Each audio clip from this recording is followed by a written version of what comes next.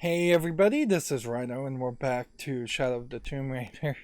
We spent the entirety of the last episode just kind of running around this whole map area. The map is quick snapping to things to the point where I'm having trouble even just moving the map around.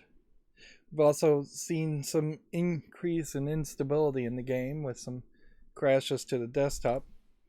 But yeah, we're back on the main narrative path. It really was probably 2 or 3 hours to get from the story path here to walk over this bridge and then up this path to this point. And so if you just weren't going to try and get the skill points, if you weren't going to try to do extra stuff, would have taken you probably 20 minutes at most. But if you run around the entire hidden village, that's how you end up collecting a bunch of things, but also taking a really long time.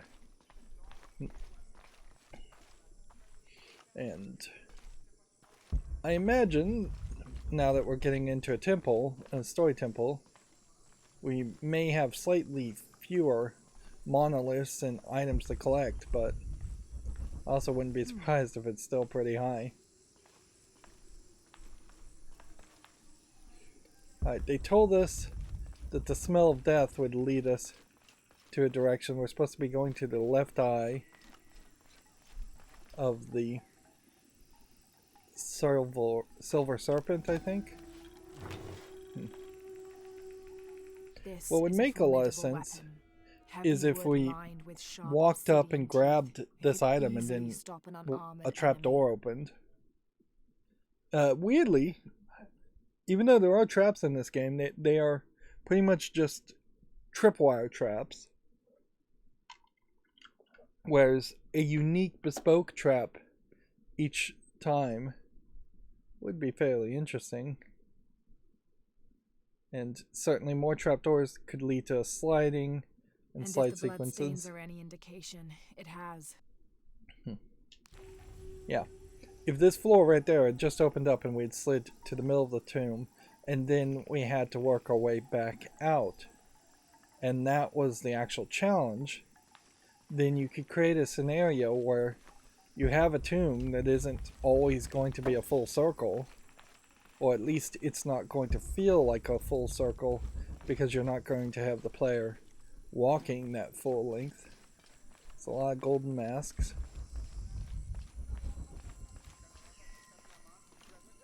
Seems almost like there would be secret passages and doors here. Do I have any kind of ability though to open a secret passage door? I don't think so. Right. So we're going to do some platforming to transition.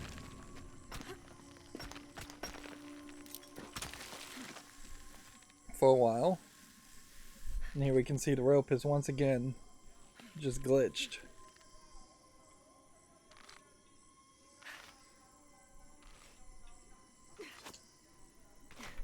And I almost would say let's switch the outfits, but honestly I don't know if it even is going to matter that much.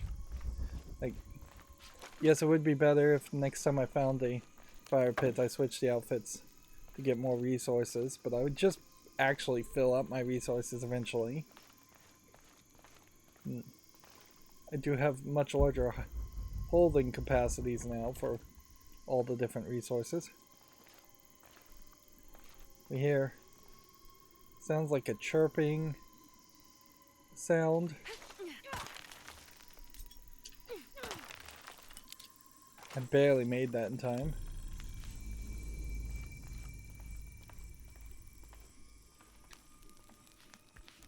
Alright, let's just do this. We've stuck to the story long enough.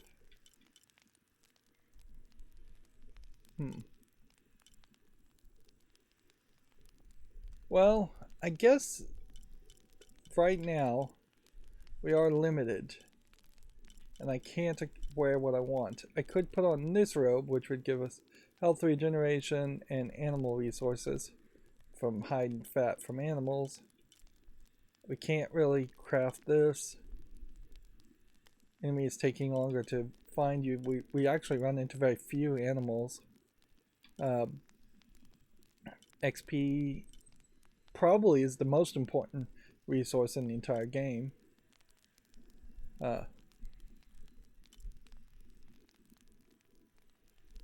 Fat, black powder, and salvage resource from each source. So if we put that on, and then this top, that's kind of all you could wear. Or, well, it does just kind of seem like the game is not going to let me wear the outfit I want to wear, but I can change the outfit to this. So if anything, I guess we might be at a point where the game is just forcing us to live within more limitations than the pay-to-win section of the pay-to-win DLC content.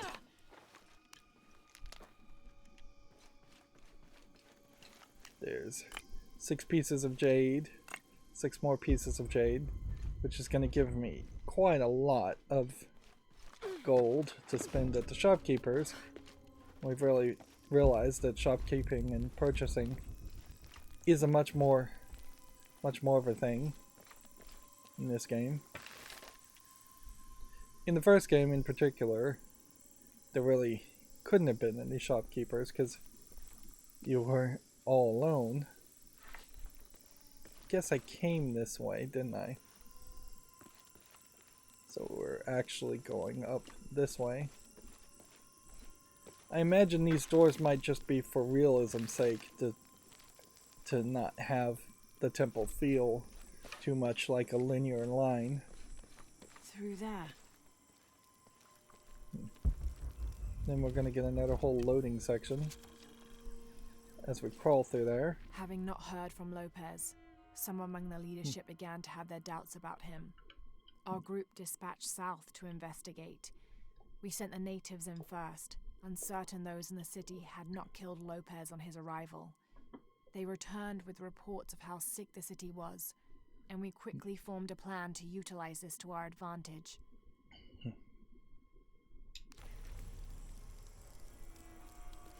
Now, I'm not hearing any animals, so you could pull out your guns. Well, can I pull out my guns? Wait a minute. I can pull out a bow, but on the D-pad down and on the D-pad right, I can't pull out the gun there. So, I am severely limited, and I don't really know why.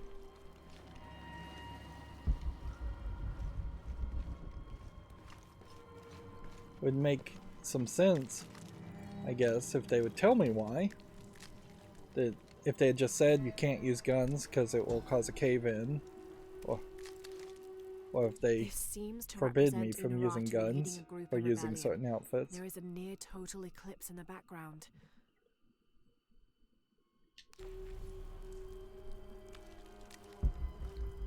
I guess maybe they're trying to give the impression that you're hiding from Trinity and using guns would catch their attention, or using regular outfits would catch their attention.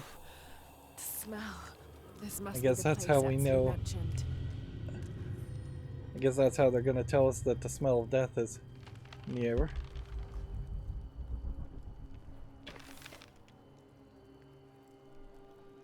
It looks like a relatively fresh couple of bodies hanging. And we can see flies.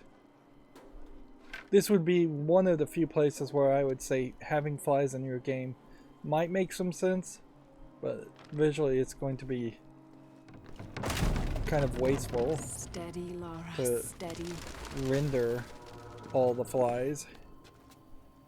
Little dots, potentially with like ray tracing. that was an awkward climb upward, but kind of obvious.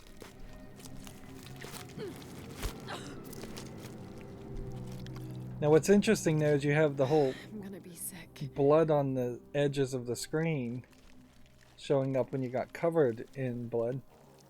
If anything, this feels like these are closer to creepy dolls than human bodies, just because the way they ragdoll and have bad body physics. And they've been working on the ragdoll physics off and on games for a very long time and done, I would say, a rather poor job on improving it. Few games have done a good job on it, but not very many. We've basically switched genres now into a horror game sequence, and I guess they're trying to give you the feeling that you should move fast before it falls.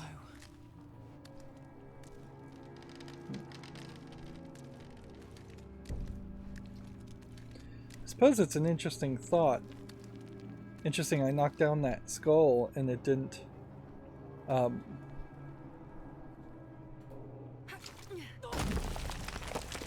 grapple to a ledge. That's new.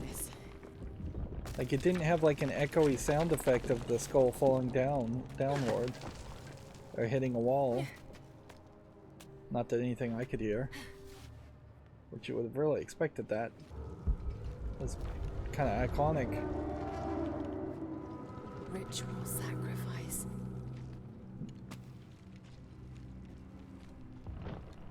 So this may be the first time that we start to go through a tomb-like section in which we actually will fight and stealth kill. Which maybe means I should go for the stealth kill XP increase. I had to jump up higher to get a better perch.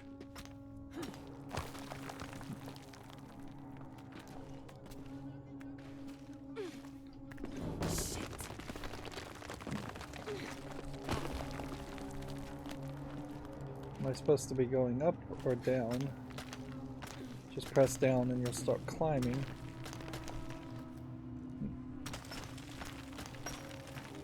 Am I supposed to be going to the left, or am I supposed to rappel down this way?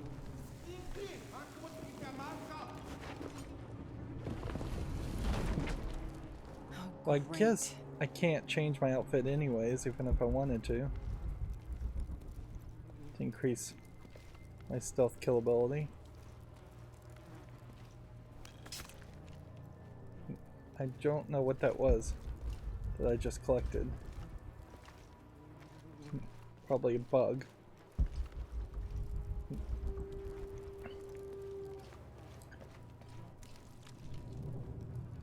I guess I have no choice. I suppose, even though I didn't really like Hellblade: Senua's Sacrifice, there might be an interesting comparison to like this sequence in particular and that game. For the most part, Hellblade's Senua's Sacrifice is almost all acting and storytelling with maybe 4 or 5 little puzzles. But it was a fairly better received game because of the amount of voice acting and video directing in Is this it. one of the rebels? I automatically. There's a way in somewhere. I guess I automatically looted the guy when I stealth killed him for his resources.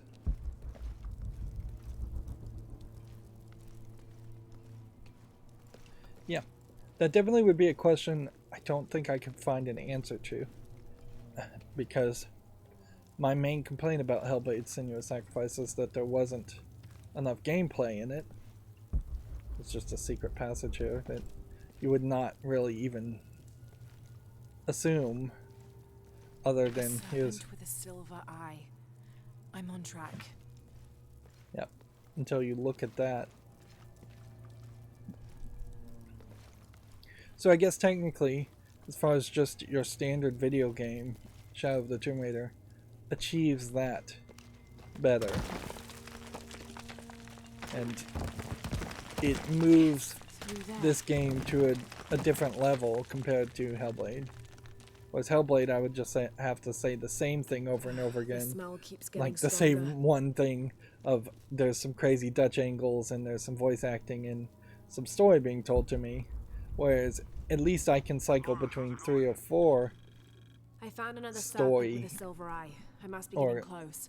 3 or 4 mechanics in this game. Tattoos. Yeah, you saw Unuratu's, right? It has a heron and an eclipse on it. That might have something to do with the silver box. I don't think so. So Unuratu is the rightful queen of Paititi. After a famine that nearly wiped out the city, her family was ousted from power by the cult of Kukulkan. Her husband, Sayuri, died hunting for food on the outskirts of Paititi. Amaru, or Dr. Dominguez, Sayuri's brother, felt responsible and took control of the city, using resources from Trinity to feed the Paititians until the famine passed. Even though Amaru saved the city, the cult, in his absence, now rules with arrogance and fear. Unuratu and her rebels are fighting to free the city from the cult of Kukulkan and restore its ancient bloodline. Unuratu was raised to believe it was her family's legacy, to complete the ritual of the silver box of Ishel and restore the sun for another age. So obviously that's kind of important information. That's why we got 3 paragraphs on that mention. And we were handed that information as we walked through this area, just in case you'd forgotten. We kind of knew all of that already, though. Is there supposed to be water down there? Or am I supposed to make a magic leap of faith to that?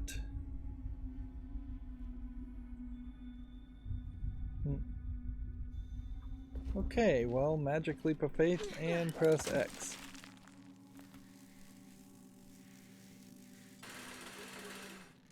Oops. I've got the accelerator now, so apparently holding the X button down will let you go back up.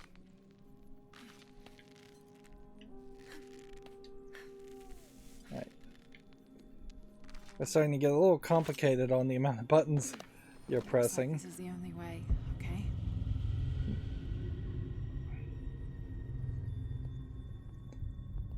And what's the value in ray tracing when you have to be in this sense mode the whole time to find collectibles? They use these urns to soak the viscera in oil. Gotta be a way to burn away that barrier.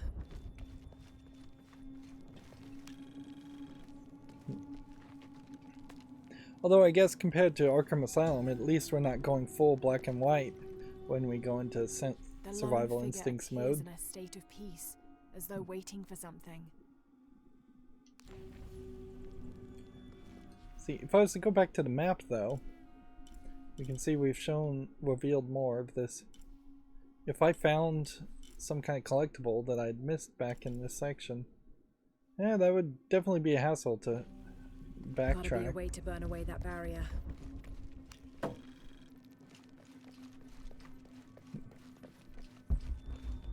So it seems to me, pull that, fill it with oil. Full of oil and blood. Okay. That'll give us a nice pit to If the oil is flammable, start on fire, which we may start on fire using this, or we may just use a fire arrow. if the oil is flammable, There's quite a lot of pickups in this area. there.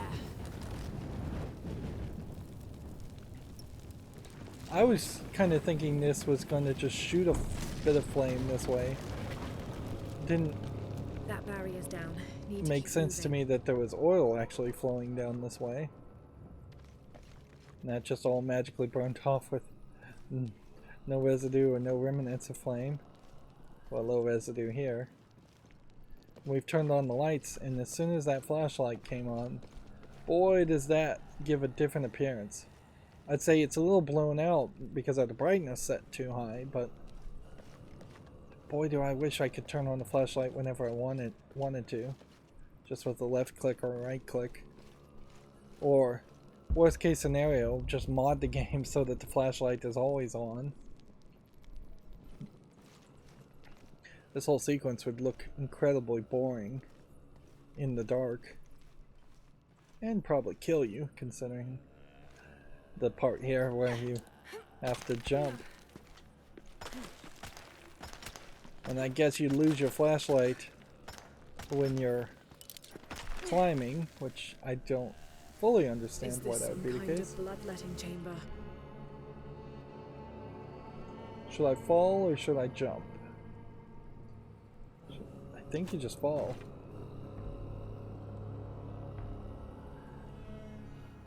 That's definitely one of those points where you could have had the game take control and have me drop down once I climb down low enough. A barrier. So this is a story puzzle Must be a way to turn chamber. the second wheel. So I've got the general idea of what I'm doing now. We're going to fill this part with oil.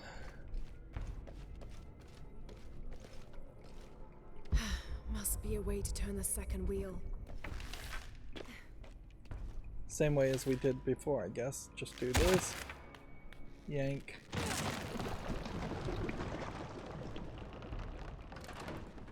Watch it magically float from the bottom upward.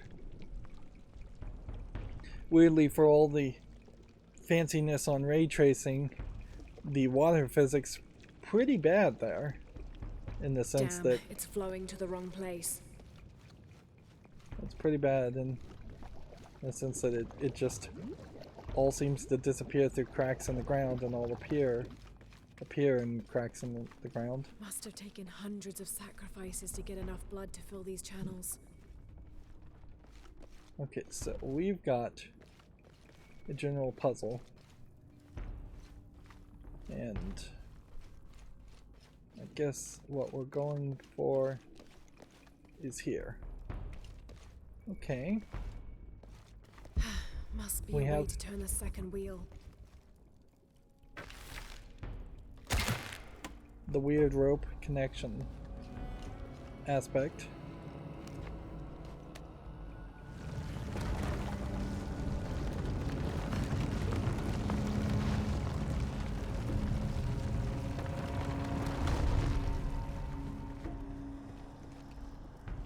This face.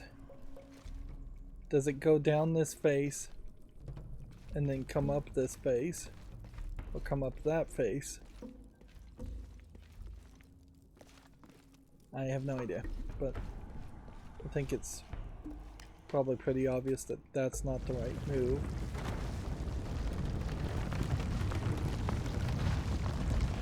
I'm not sure if the circles needed to raise and lower in such a way.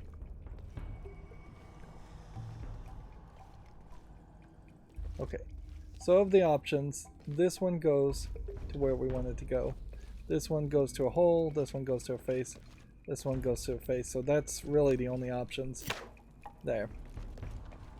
So now we just need to spin it in some way that this goes all the way to this middle section.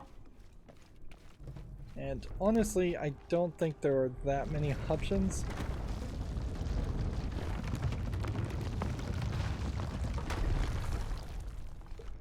So let's see. This goes here, here, here, here, here, here, here, here, here, here, here, and there.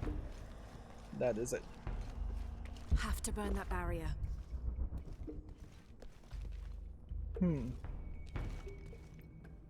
can I reach this area back if I jump this way? Whatever. Let's just go. Let's just grab the stuff and see what happens.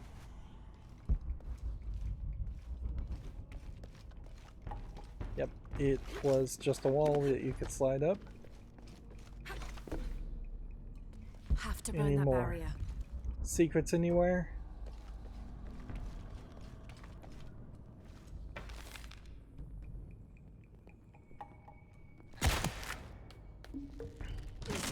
Yeah, I guess there is a pretty high danger.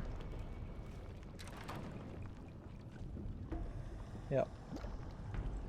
A natural experience here, the oil and blood would pool in the bottom and slowly go up the edges. Not in a much more natural way. Let's see if that gets the oil on fire fast enough. Okay. This would probably be nice if the camera zoomed in a little bit more. And boy, that Now, burning to find the silver box. wood was animated very cartoony.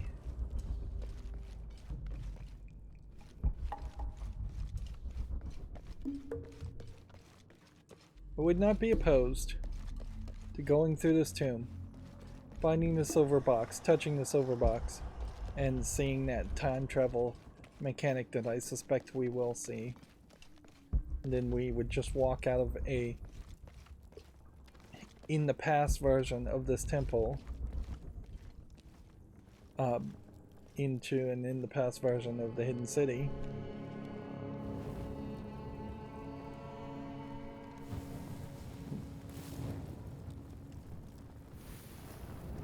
What's scary about this is potentially the idea that maybe this is setting the hidden city on fire for real outside. Serpent. This must be what Trinity's missing. And she's totally willing to just grab the serpent without any hesitation for booby traps.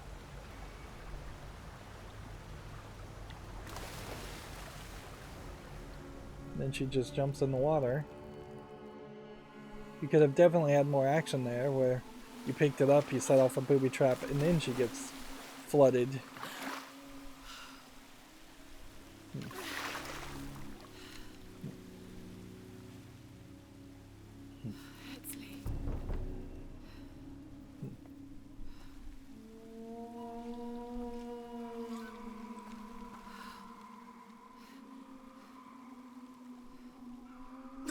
There's the little rebel prince.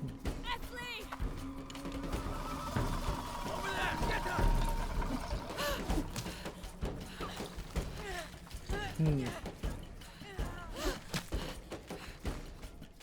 So, chase sequence? I mean, seems like I'm running forward, left, and right.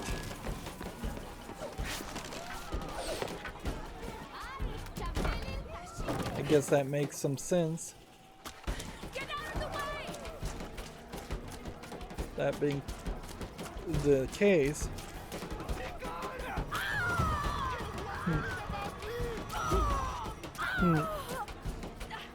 Once again, we're running into a scenario where you kind of just have to know where to go. That's the problem with these sequences always, is that there really just needs to be a solution. Like a way to end the chase sequence or continue the chase sequence. And what happens, I guess, very often is you'll have the characters awkwardly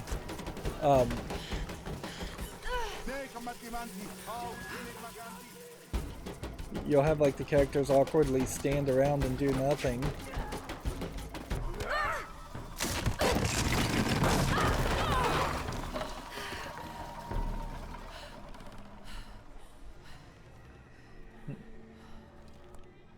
Did she drop the snake?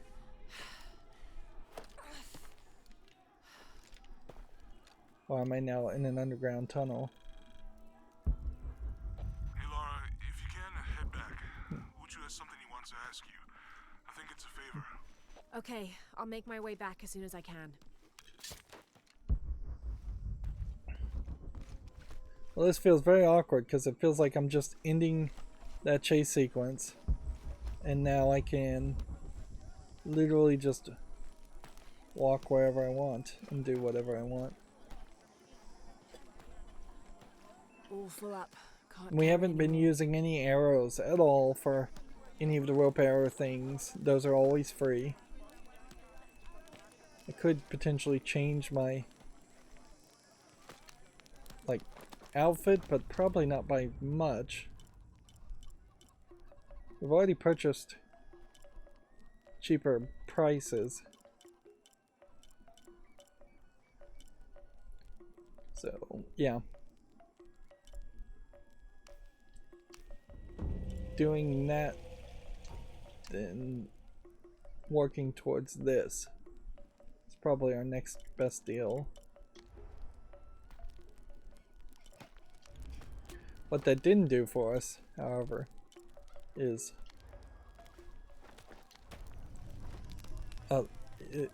introduce us to like stealth mechanics where you're gonna knock people out and take out the Ku Klux Klan guards non-stop.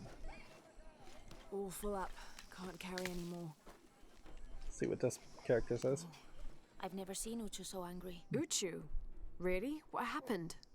I shouldn't gossip, but he and Kabil were arguing. They kept their voices down, but you could see the anger rising off of each of them. So, a new mission. If I want to engage with that. I just have no wood. I should go to this merchant and sell all the wood I have.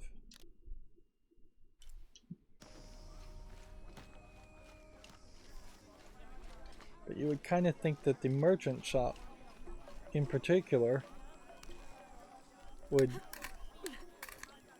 be the most guarded place of all.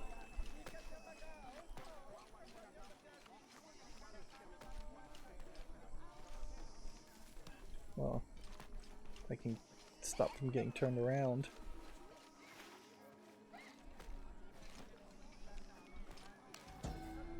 You still know that there's a ridiculous amount of collectibles in here. This elaborate pipe is sculpted to resemble Shaquatl, an Aztec serpent spirit painted in green, blue, and yellow. Its sides are decorated with semi-precious stones. The inclusion of jade indicates at least a measure of Maya influence. The bowl still reeks of burnt roots and smoke. Not an entirely unpleasant aroma. It doesn't seem like you get anything extra when you find those extra angles.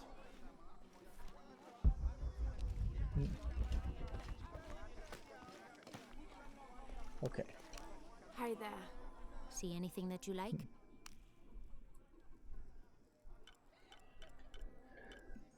We're not to the point where I'd be buying salvage or anything like that. We have this selling for 50 and this selling for 100.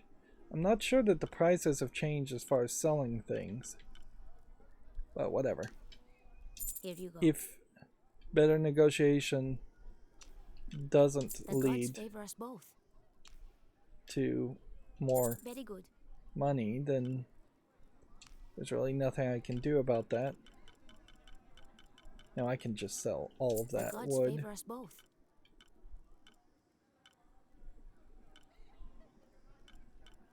I'm not sure it's worth it to sell anything else, though. I could sell little spiders, things, and such. Come back soon. Right. Unuratu must be worried about Etzli. I have to tell her he's been captured. Good day. Let's What talk do you to this need? guy and see what the prices are on his weapons. We have 6,000 pieces of gold, which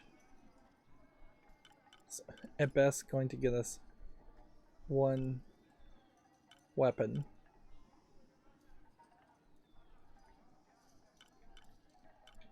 And when something says it harvests more animal resources, I assume that's just a +1. I assume we're never getting to a point where we get +2, +3. So yeah, let's go conservative and buy this weapon. I'm always ready to trade. That didn't feel to me like much of an improvement on the prices. Really. My main thought here is that we'll eventually go back to the other merchant lady that was somewhere around here, and she'll sell us something, although she may not be in that location anymore. From the looks of it, the outcast lady.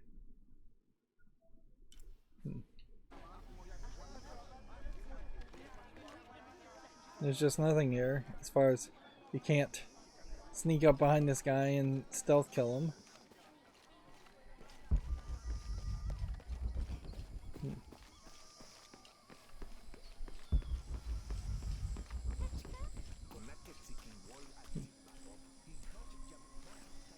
No secret tunnel under that.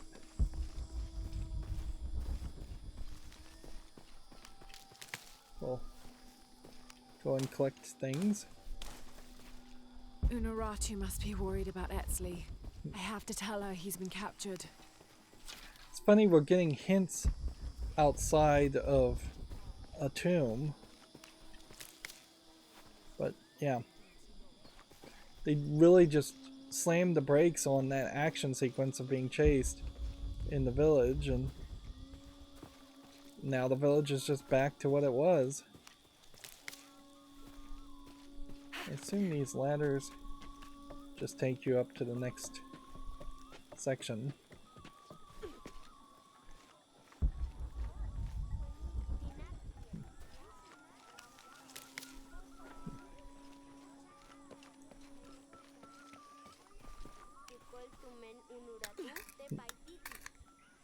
And half of these caches, obviously, you can just find by being thorough enough to walk around and walk by them.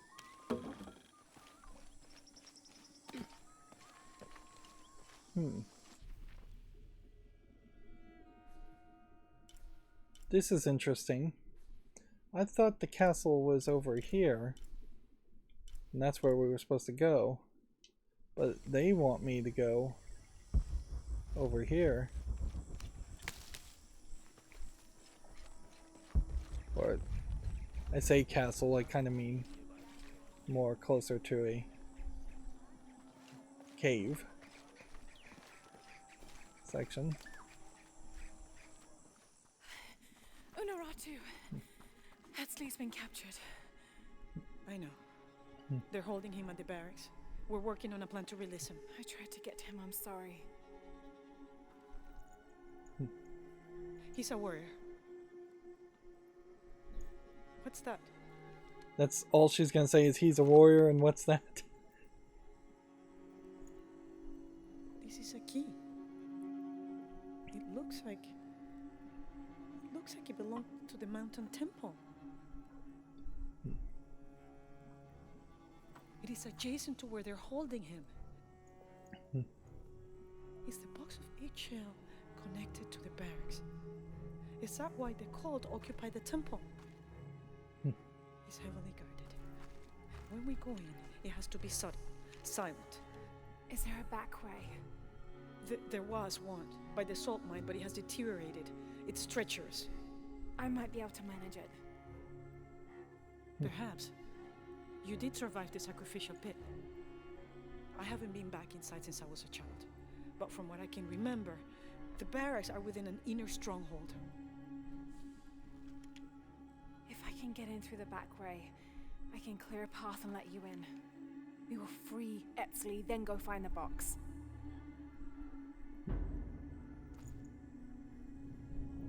I'll take care of my son. You go after the box.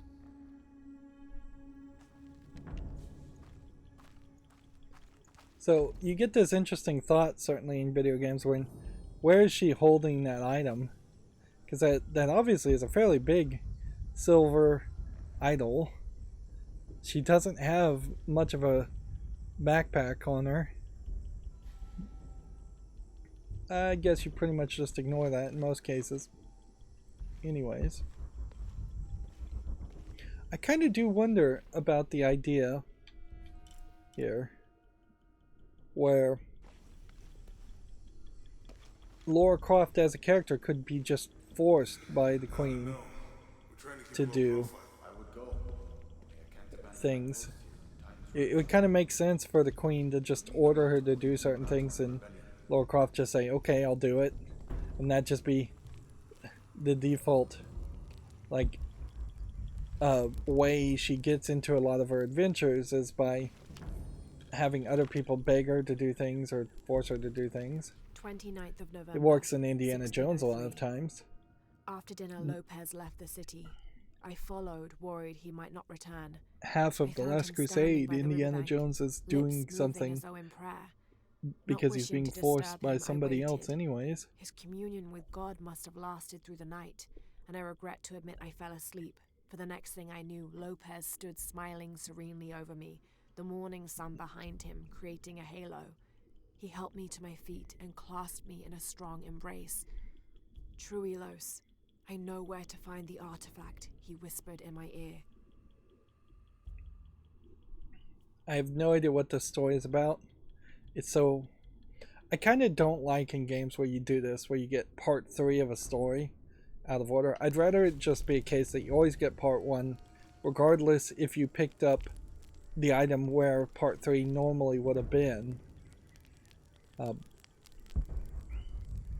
And then you get part 2, then you get part 3, and it just Hey, Lara, tells you you, have a minute? makes it so every player has Uchu has something to ask you. the best experience that they can possibly have. Uchu Best and I were story. talking, and, well, Uchu, what's on your mind? The day of Etzli's coronation is approaching. Soon he will be a man and take the first steps towards becoming Interesting, he's YTT's missing an future eye. king. Or his That eyes. sounds like a day to look dead. forward to. It's the hope for that day that keeps a lot of us fighting Amaru and his cult. Sometimes we all need to remember what we're fighting for. Is there something I can help you with? When Etzli's father Sairi died, Unaratu bestowed the honor of surrogate father onto me. One of my duties is to gather 3 sacred items for the ceremony. But with all that's happening right now, you aren't able to. What are these items? They are the Savior's amulet, the champion's bow, and the king's horn. Each a blessing from the ancestors of the future king. Tell me what you need, and I'll see what I can do. I already have men retrieving the amulet and bow, but if you could find Kabil, the instrument maker, and get the king's horn from him, you would be doing us a great favor. He's been difficult. I sent 2 men and both have failed. Perhaps you could talk to his wife. I think I can manage that. Be mindful. Kabil can be prickly sometimes, but Abra, his wife, has a way of dulling his edges.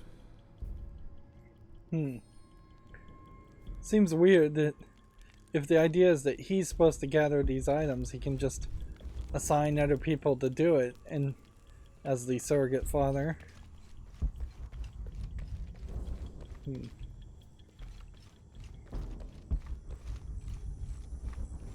I'd imagine the value is not in the items themselves, but in the surrogate father showing that he cares enough to gather the items.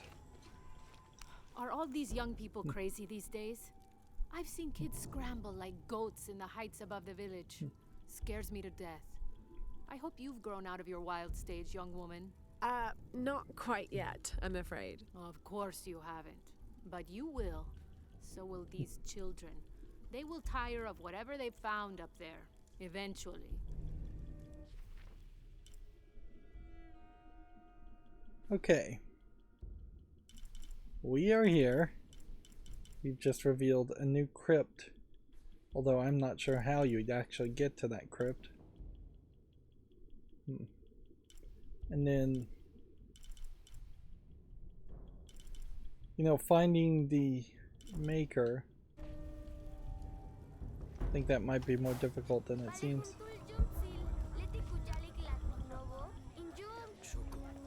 They can pet the llama. One llama. No achievement for petting the llama, though.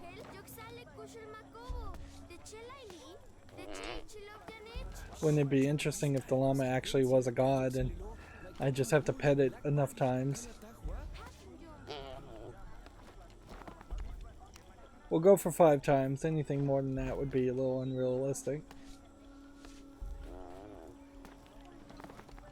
I don't even know if llamas particularly want to be petted.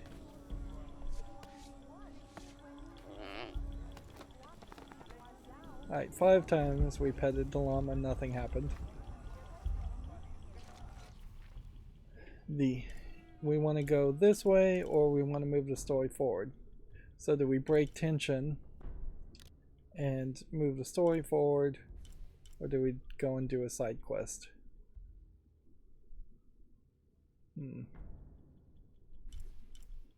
I think we'll just move the story forward.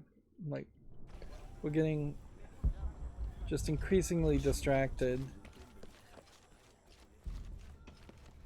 And even in just walking in that direction towards the barracks, we're probably going to get distracted. People use this stone as a tool for processing grain and seeds. Okay.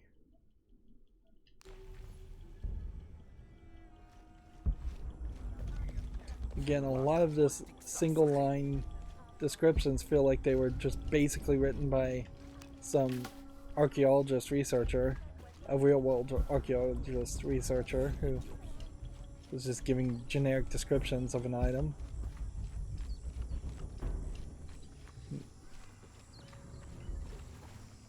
So we have some farming here. Thought there might be something there, but nope.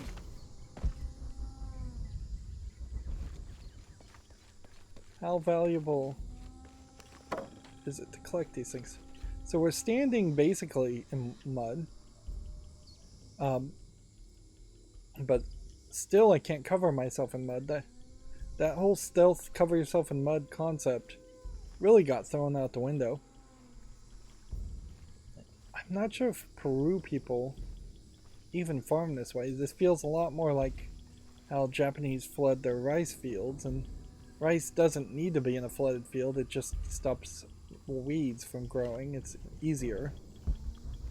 But on the equator, potentially having enough water to have a flooded field seems a little bit like a stretch. Plus, if they're growing corn, I've never seen corn grown like this. You can't just flood fields for all types of crops. Eventually, you would get rotted out roots, moldy roots, things like that. Let's just go ahead and cut this. So we have a swan dive here. If I swan dive, then I would have to run all the way back. And so I'm going to just opt to not do that. We'll hopefully come back this way. Come see what I have to trade. Oh, so here's the lady. How can I help you, Lara? What are you looking for? Audio clipping over each other. Okay. Laser sight. Increased zoom factor and aiming precision. Applies to all rifles. Crimson Hunter. Increased duration of focus time from herb effects. We want lockpick. And we can afford that. Good deal. But I think we pretty much cannot afford anything else. And I'm hoping that lockpick is a one-time thing. Come find me if you need anything else.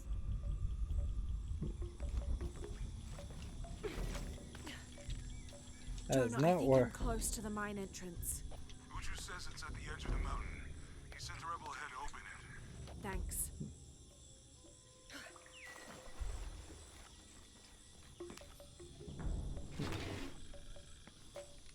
was trying to just jump over. Oh my god. Oh. This is a penguin lawn ornament, painted and decorated and placed in a location of reverence. I shouldn't laugh, but it's so incongruous. The locals wouldn't be able to identify the animal it's intended to represent, and they certainly wouldn't be familiar with the material the statue is made from. There isn't any plastic in Paititi. I'd love to talk to whoever did this and learn why, what they think this penguin is.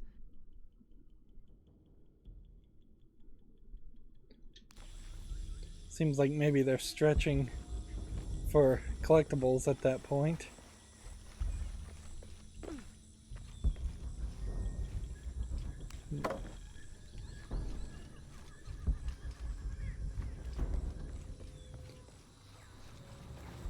No, I have to admit,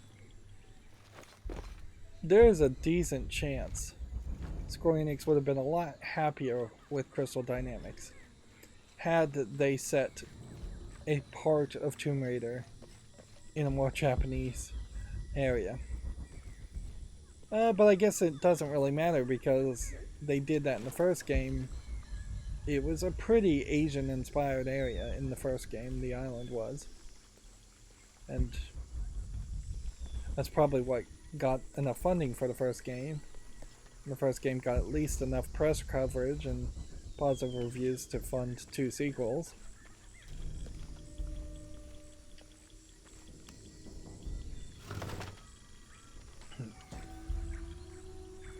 It wouldn't be a crazy idea to make an adventurer character just brand new. The bottom of these apu are usually pointed to aid when pouring into smaller serving containers. Yeah.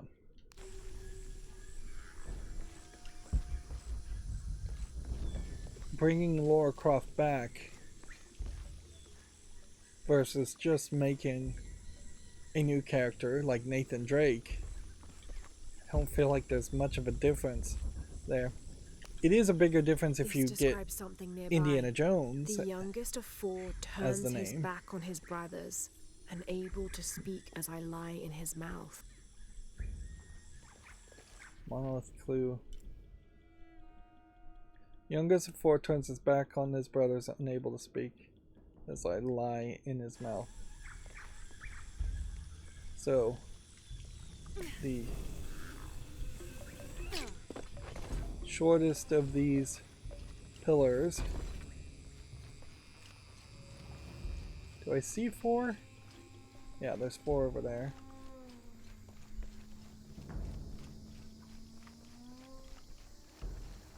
To come back here. Should be helpful. Find that.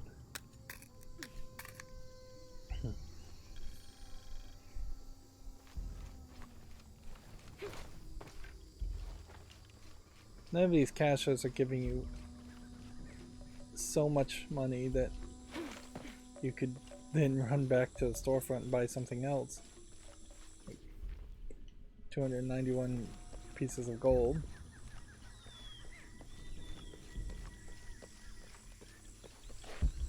Yeah. With Square Enix funding this, had they made an Asian Lara Croft character and just a whole new series around that and said that this was the spiritual successor to Tomb Raider, that might have worked fairly well. You could have had Lara Croft be maybe the older guiding character in a series like that and still call it Tomb Raider even. Or you could have it be a case where Lara Croft is younger, and so there would be like a prequel trilogy following another character.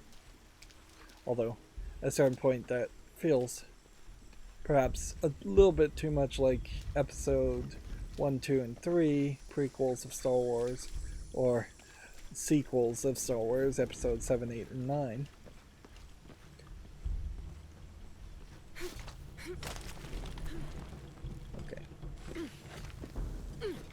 Guess we're going down.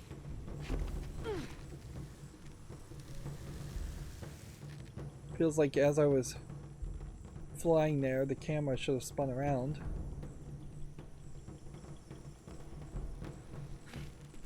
Am I supposed to grab a ledge?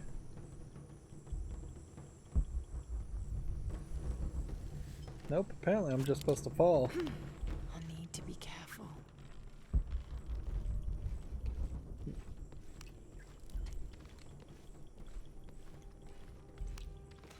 Although, frankly, it really wouldn't matter what Crystal Dynamics would have done.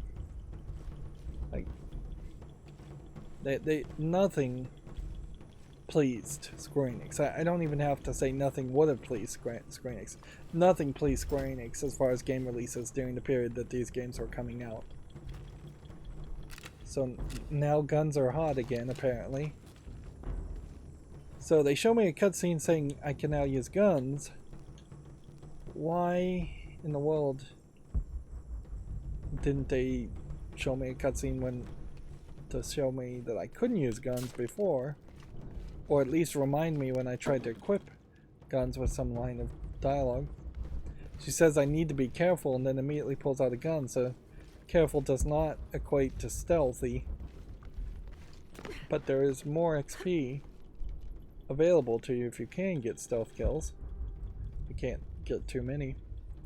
This cave feels a lot like that first cave that we started in at the very beginning of the game, which, yeah, that was a waste to bother to even have that section. And then there's just a lot of corpses, mummies.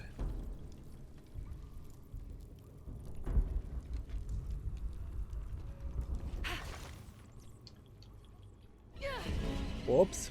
What was I supposed to do? Why did I end up going half the distance I normally do?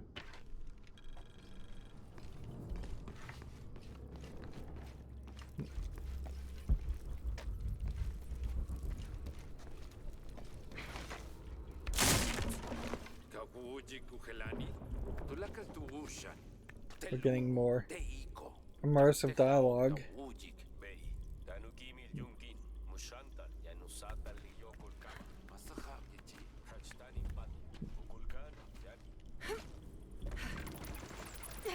I'm in.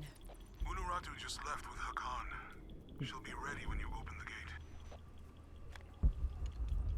Yeah, I kind of feel like the move is to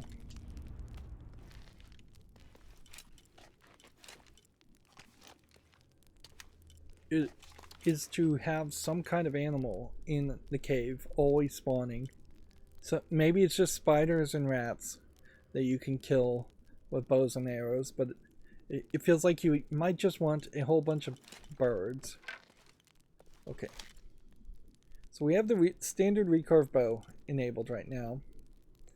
If I did this one, I would have to upgrade the damage.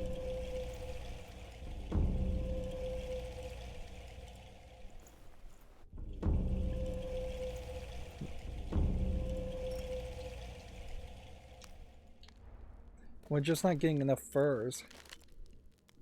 So still, this would not be the weapon you would want to use.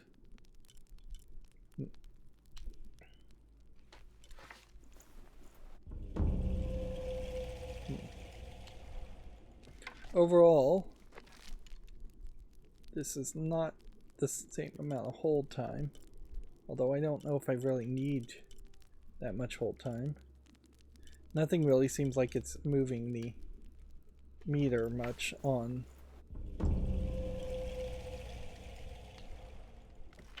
damage, though.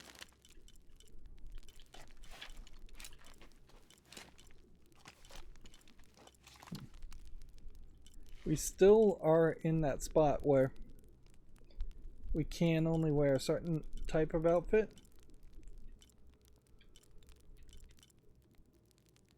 Bonus XP from stealth kills.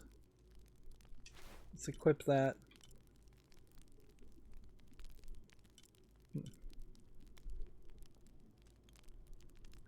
Can't equip this one even if we wanted to, and can't craft that one. Yeah, and lockpicks definitely look like they are a permanent thing we've unlocked. And as far as skills points go, we don't have any. And we're just saving up to get 2 to make crafting outfits cheaper.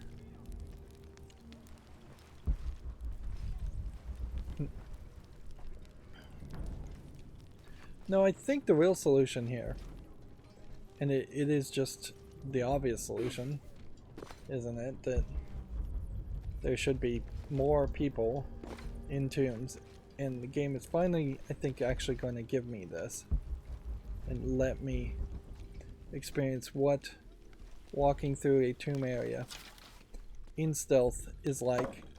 Because I'm in the stealth mode, I suspect that will lead towards it taking longer to get through a tomb, which then lets the creators of this game be a little bit lazier and make smaller areas.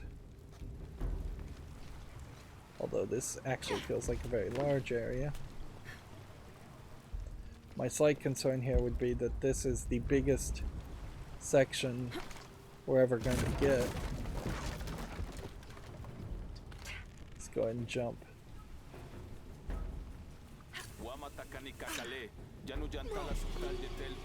Oops.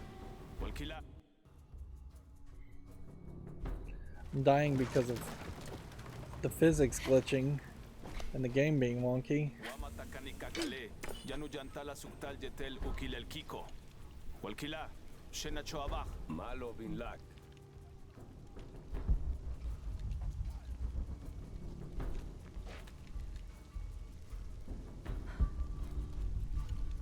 So remember, if they're in red, somebody else sees them.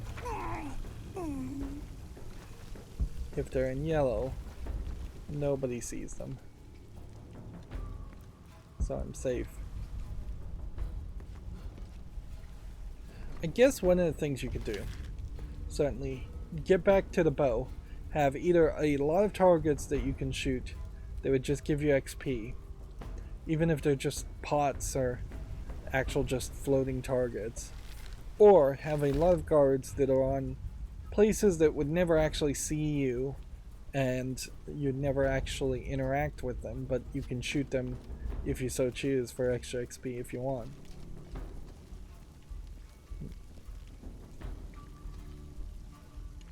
On the right track. The game's just going to tell you you're on the right track. You might as well not get a hint at all.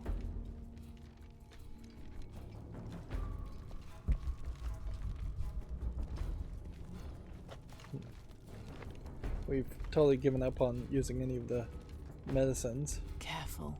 I don't think I've even I don't think we've even learned the endurance medicine.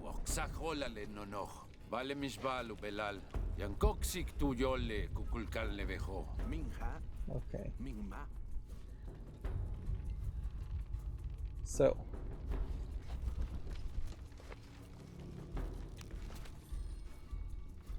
Hold right bump to make a smoke bomb. Requires ceramic jar and fat. Let's do it once at least.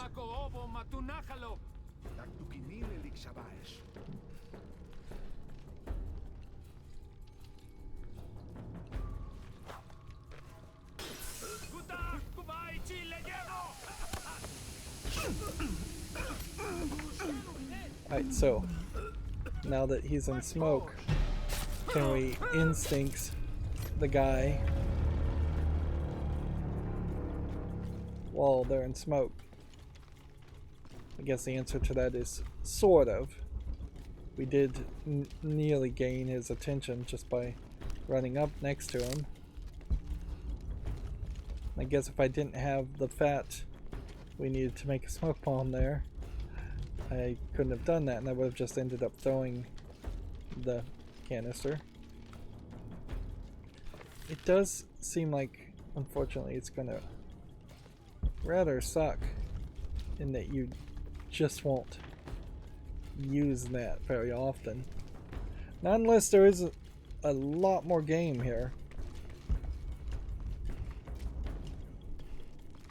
And what is the point of introducing gameplay mechanics when you're only going to use them a couple times in the entire game? Although I guess that's the trilogy in a nutshell. This looks like the right place. Is that they are constantly introducing mechanics and then underutilizing them. I don't know if I really like the fact that we're getting the resources to craft arrows instead of just getting arrows. There's the gate I need to open.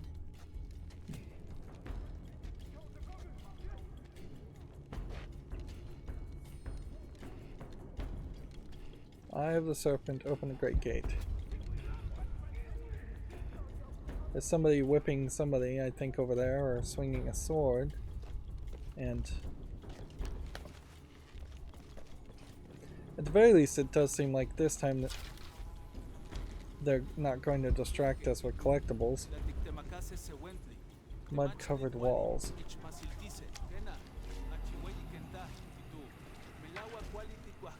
And so there we have very different mud piles.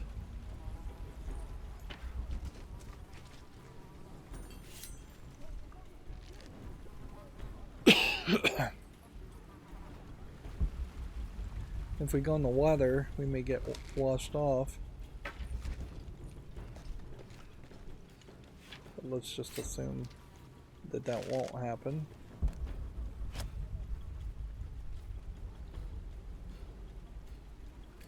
Somebody is watching this guy. Somebody's watching that guy.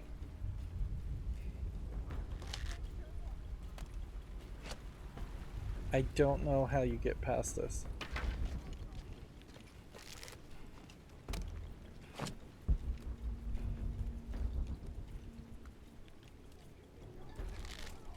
Seems like way over there in the distance.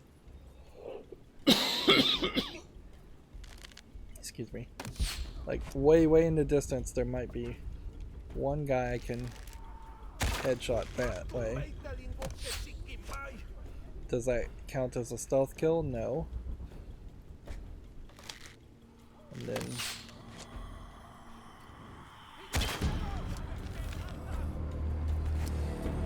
okay. Let's do this.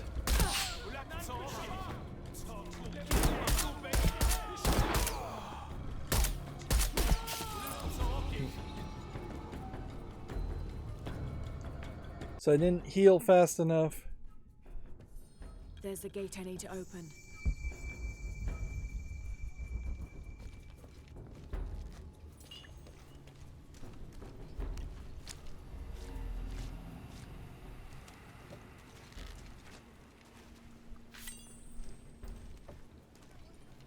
Kenke titu, la tiktemakase se wentli, temachli kwali timich masiltise, kena, achiweyi kenta titu, melawa kwali tikuahtoskia se chikweyi tonali. You get this like sound effect as somebody might see you. But it seems almost like it doesn't matter what direction they're facing, they might see you.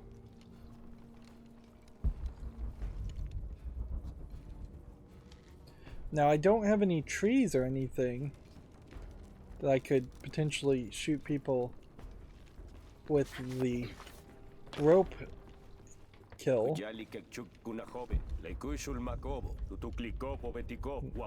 Inkat kailak bashkin beti con weye, kukulkan, uakahnanil tulaka lukahnalil paititi. Le akesholalo tiyantan kabe, tupachili impakiloon maichili. I don't know how I'm supposed to be able to stealth kill this guy when people are watching him.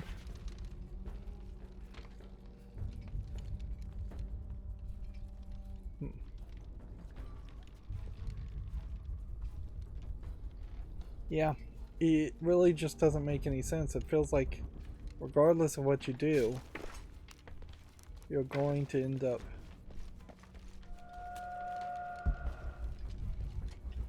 Is this an explosive barrel?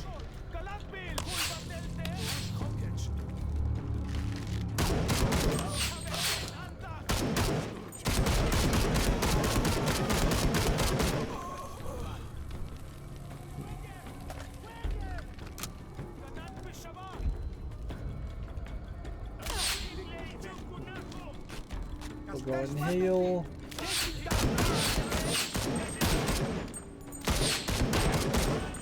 Go ahead and heal again. Now, I need to open that gate. What's funny is, why is she like rubbing The gate mechanism might the be on the mud top off of of that her? wall.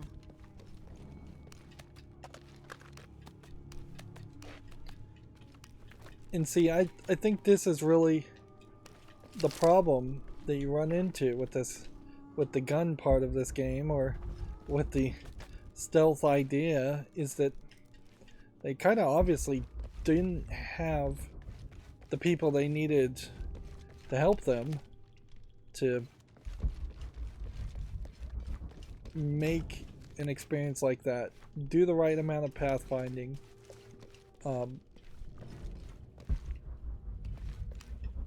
do a lot of the cones of vision style of programming to make that make any sense. Instead, it comes off as just very confusing to me, at least. Encounters. Now, I am noticing some jars here, so I guess I could have made a jar, a smoke jar, and thrown that.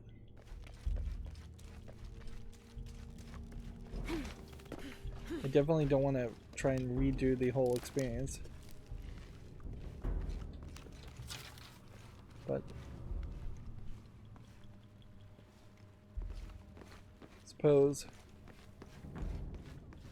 if I was here and if I had thrown the smoke jar there, maybe that would have caused enough confusion. There's the smoke jar. Apparently just dropped it. And then I'm assuming these are red explosive barrels.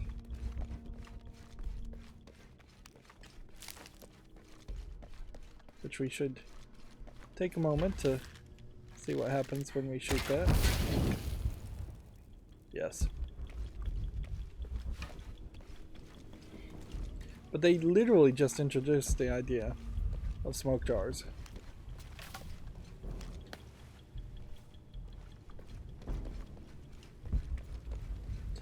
And I really do not get it. We would have started here, so there would have needed to be a smoke jar here, or a reason to follow the characters this direction. And what would have grabbed my attention, and did grab my attention, was to go up here and jump up there. And once I jumped up there, it felt like then I was just supposed to run to the door and possibly try and sneak my way to the door and just leave all of the characters behind.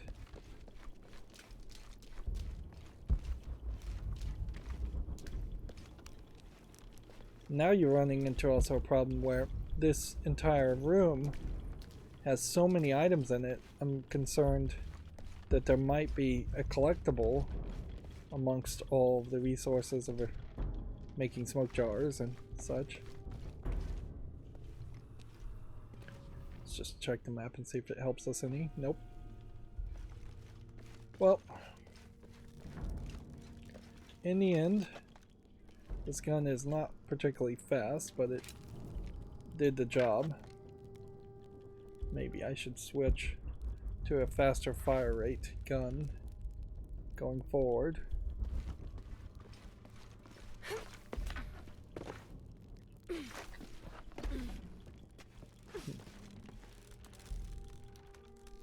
And I assume the door wouldn't open.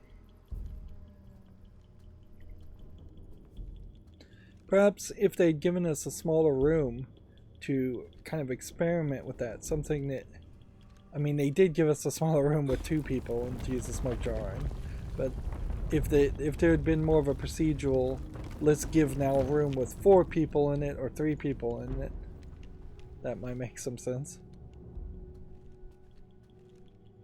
This next section feels very much in line with the gameplays I've seen of the original Tomb Raider game. I've actually watched a lot of speedrunners play the original Tomb Raider games, Tomb Raider 1, Tomb Raider 2 in particular. Of course, the speedrunners are also glitching through a lot of the content. Ideally, if you want to try to experience those games, I guess the best way would be to watch a glitchless speedrun.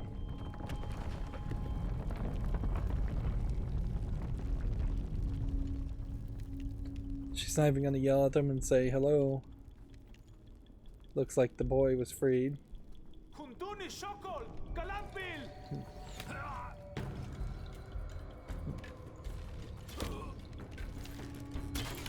How many of these guards do they have to potentially kill? Would you get him out of here?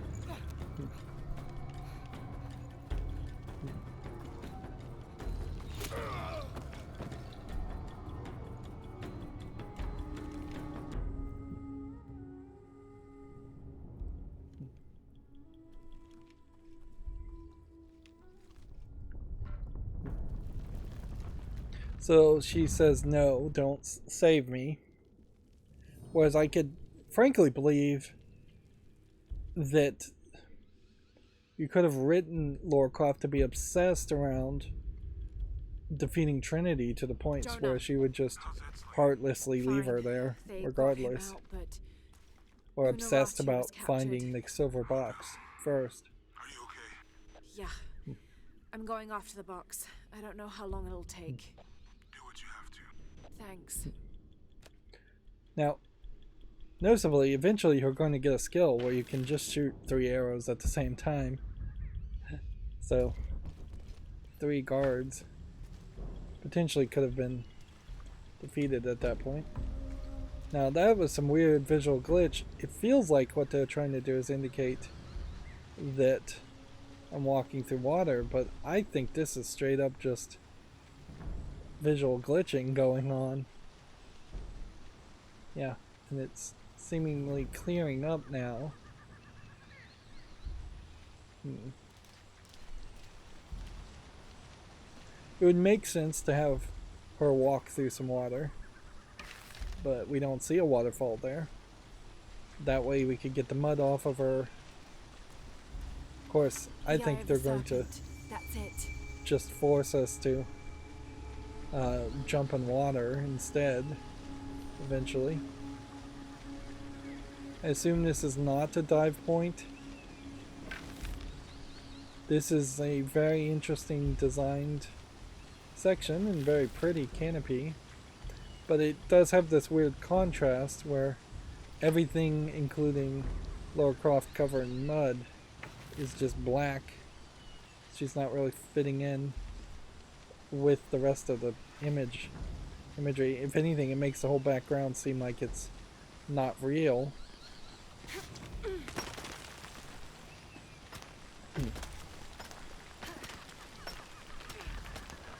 That's an interesting thought. I don't know if it would really work, but I'm a huge fan of the Myst series of puzzle, adventure, open exploration games. I wonder what a Tomb Raider game like that, if that wouldn't potentially work. Get rid of the fighting aspect, just investigating an area, solving puzzles, learning languages, learning counting systems, things like that you would expect to see in something like Myst or Ribbon. You probably couldn't have a mainline Tomb Raider series like that, but you could definitely have Lara Croft starring in some spin-off game like that. I think I could hit this. Yep. Can't get the feathers from it. the Guardians of Osiris, I think, is the other spin-off game that's somewhat relevant and recent, and that had another game. What was it called? Spear of Destiny was the first one, maybe, and then Guardian of Osiris may have been the second one.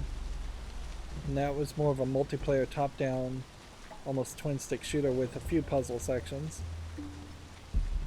And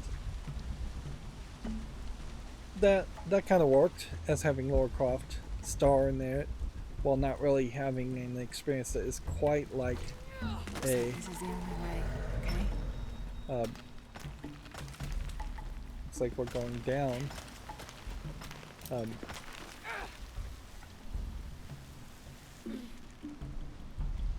Almost feels like you could jump down that, swing to that platform.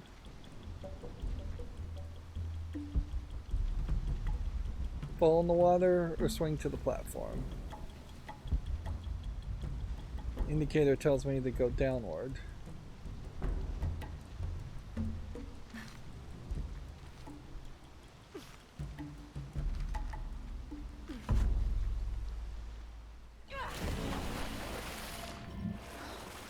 Fall in the water was the right answer.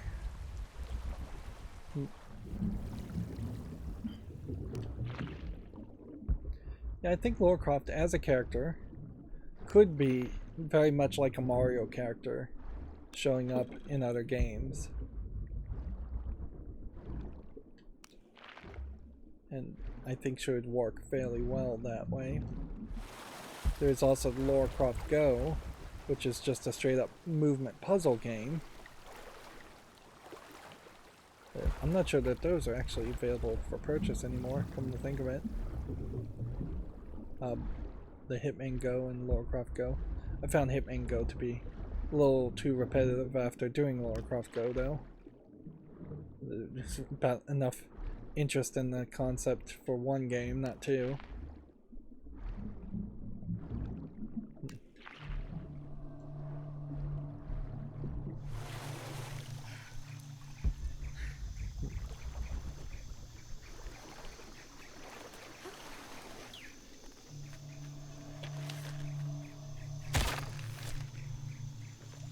Shooting frogs doesn't give me any experience, nor does it give me any resources.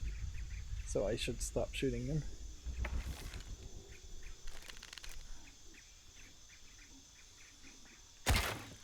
Shooting birds does give me resources. It also puts me in a weird position here where I guess technically we are platforming and kind of in a puzzle area, but I'd put it more like we're entering a hunting section.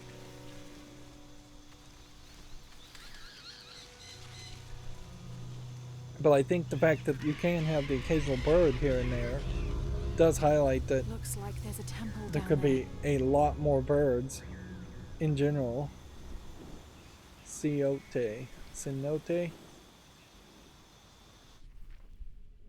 So this is apparently a whole other section. We have moved away from the hidden city to Cenote, which either is connecting back this way to the hidden city. I would assume that's how that's working. That does perhaps imply that there's something here. There could be something here, something here. This big mountain may be the final boss level, and then maybe just nothing happens on the other side of this Serpent River section.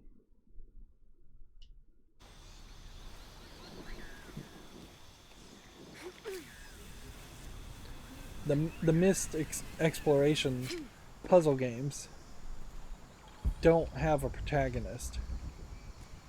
So, well, there's a faceless protagonist that is just referred to, I think, as your friend. So, I got Unuratu captured. If that was What's Warcraft, Dominguez gonna do with her? that would work fine. As long Although as he needs the box, it really keep her wouldn't alive. be the best choice to put her in the Mist storyline, but putting her in a game like that would work fairly well. I hope.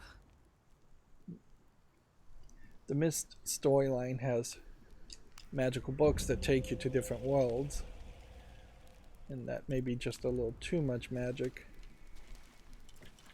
Okay. Increase rate of fire, decrease damage. This one does a lot more damage, but it's slower. And I guess I'll just stick with what I've got.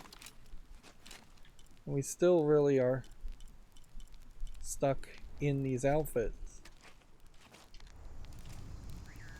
So they let you play with the DLC outfits at the beginning of the game, just because the deluxe edition would feel irritated. It would be irritating, certainly, if you'd paid for the deluxe edition and couldn't use it for 40, 60 hours. 26th of November, 1603.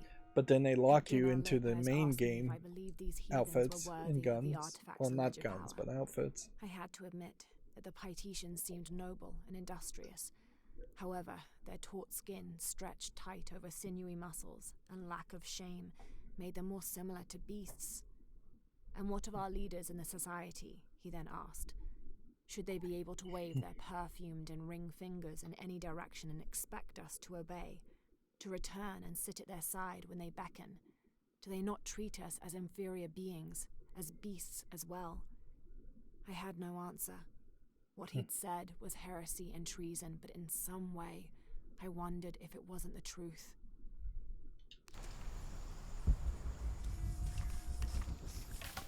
We're getting more of just rooms full of items. I guess the rooms full of items can point you in the direction you should go. Who made these things? I question if we may not have a hallucination section that we're about to enter, or maybe another spooky section, although we already had a spooky section. It's not Maya or Inca.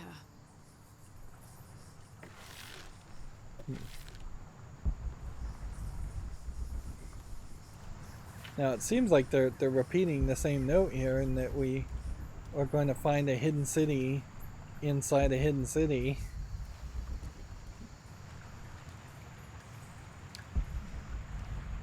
Which definitely asks an interesting question as to why would there be so many hidden cities? You would have to have just hundreds of years of history of hiding from each other before even like outsiders arrived to inspire the idea of hidden cities on hidden cities, or lost tribes, hidden tribes.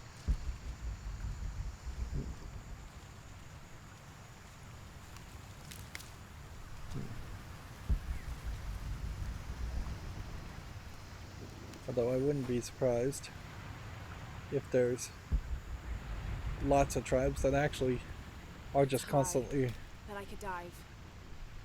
I wouldn't be surprised in Peru if there are several tribes that are all hiding from each other because they're all fighting each other otherwise.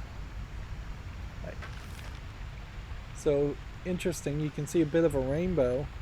Is that ray tracing now? Alright, here I go. I don't know if it really is. Like, I've never seen any information that says that a rainbow would be affected by ray tracing at all. If anything, you would have to hand paint this rainbow and animate it, and almost certainly that is the case. And then wherever the water was reflecting, make it visible, and then make it invisible all in the middle here where you can't see it, and then make it somewhat visible down here.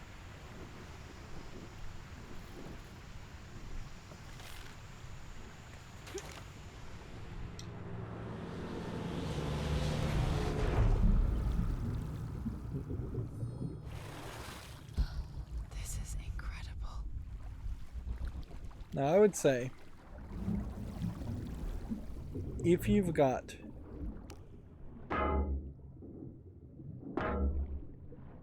the big dive like that, then that probably needs to stand out as a big dive. Instead, there's just too many diving spots otherwise in smaller lakes and ponds.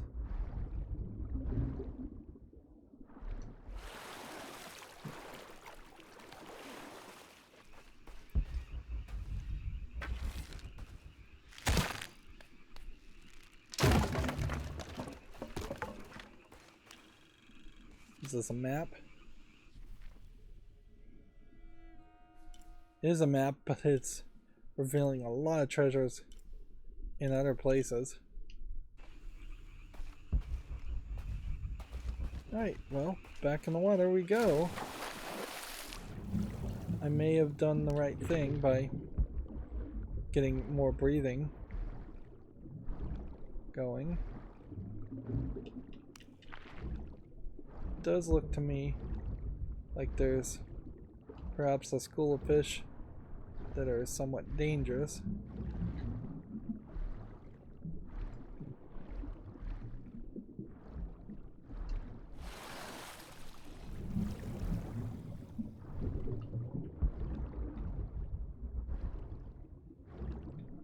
Remember, I have the option enabled where I just can hold the X button so I don't have to mash it.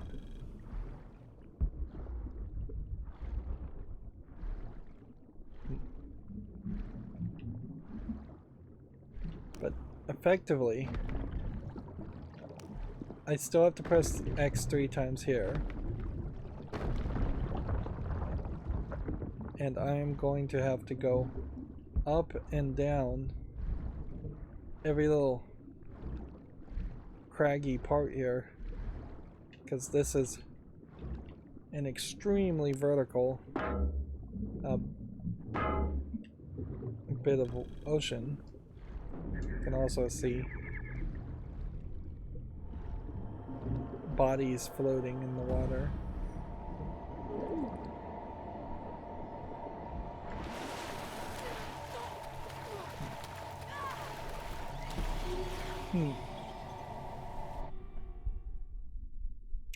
So how does one get rid of piranhas?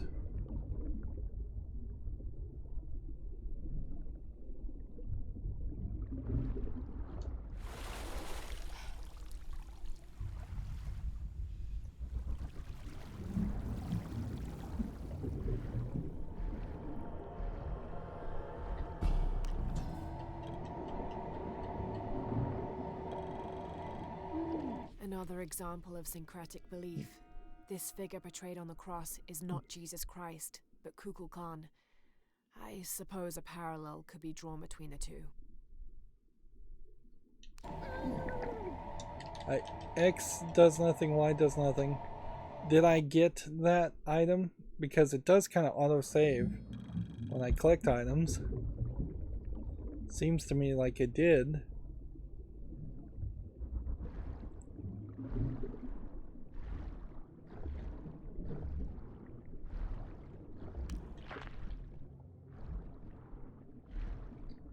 So if I hear the sound of the piranhas coming towards me, like, what am I supposed to do? I don't have any weapons to use under the water. You could try and get out of the water, I suppose.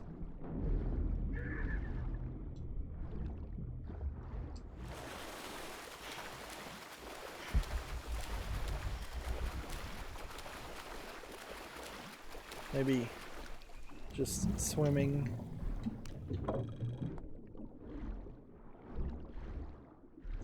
You get a lot of vibration on the controller when you're swimming, so if there are like hidden things like this under the water, I don't think you can find it using the vibration on the controller.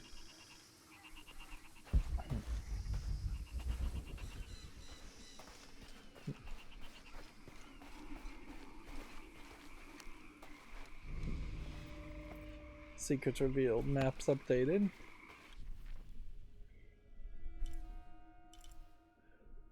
We're 20% complete already for Cenote, so doesn't seem like it's a particularly large area. Or it's just extremely linear after this point, which I think it probably is.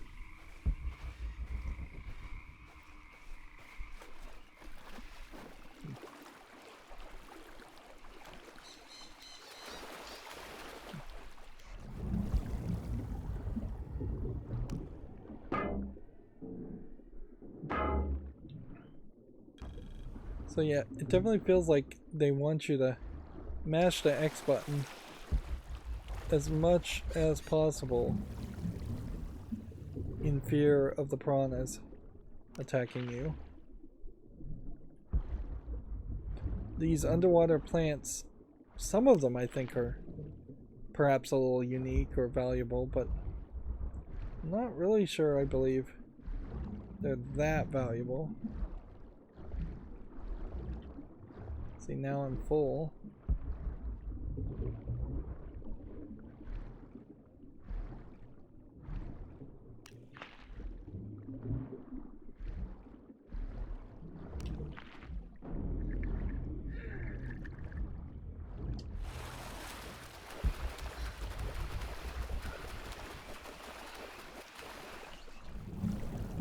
Have I found all the sunken treasure chests? Yes. And that gave me an achievement that only 26% of players have done, which I think probably is a good indicator of where we're hitting as far as just how many people made it this far. I'm still looking for a storyline achievement as a better indicator, but the game is not really being generous with storyline achievements. It's not just like you're getting one for entering a tomb or clearing a tomb. I can't hit those birds. There's a lot of them.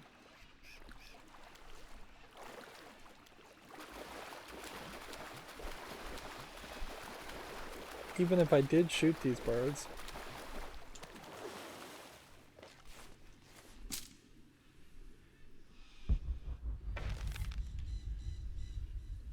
could I pick them up?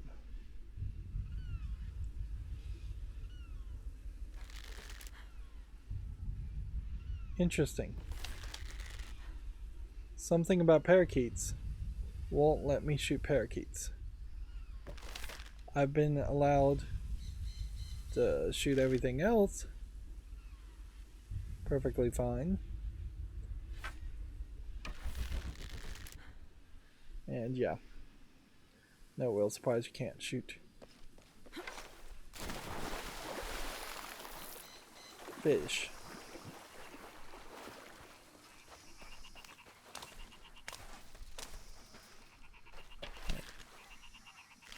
Let's see what this does. Rope pull 5 effigies down. Do I believe there are 5 effigies in this area?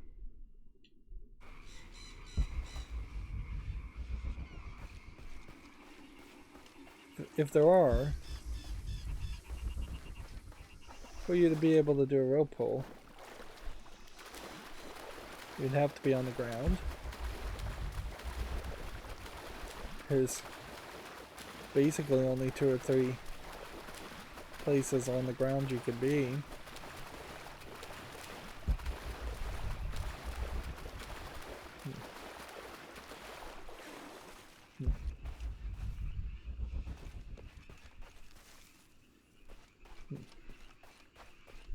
It's really not a big enough area to have that many collectibles in it, really. Although I do want to kind of applaud this area. For as terrible as water levels can be, this is probably my level of what I would think a good water level could be. There's some deep dives, yes, but it's not super, you're going to be in a tunnel for 5 minutes swimming. It's not a completely underwater experience. There's a little bit of a threat in the fish, perhaps maybe a little too much of a threat, but not too much. There's a lot of collectibles, and you're mostly just swimming on the surface, if you wish to. And I think that's something that water levels definitely can benefit from also, is the idea of not forcing you to be underwater the whole time. That being said, I may very well be applauding the simplistic tutorial section, and then the rest of this water level may be everything I'm pretty much not interested in.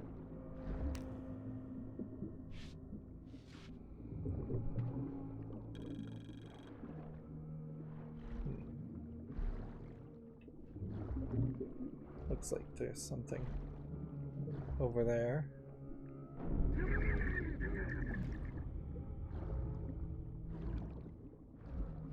Oxygen?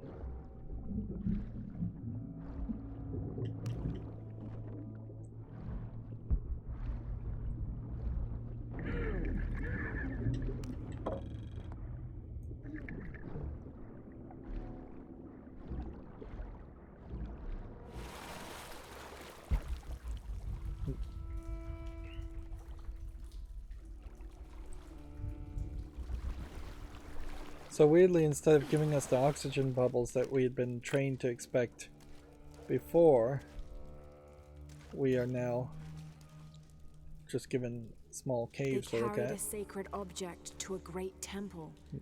The box of Ishel. What was that? Okay, so we're gonna see the little pygmy warriors, is what I'm calling them. I don't understand this whole thing though. Like, obviously that's how they're moving around, but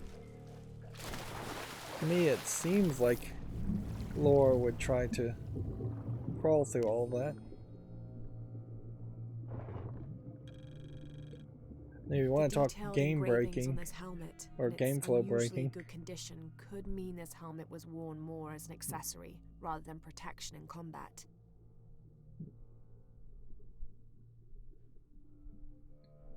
Zoom out a little bit and see if we can find the extra thing we're supposed to find.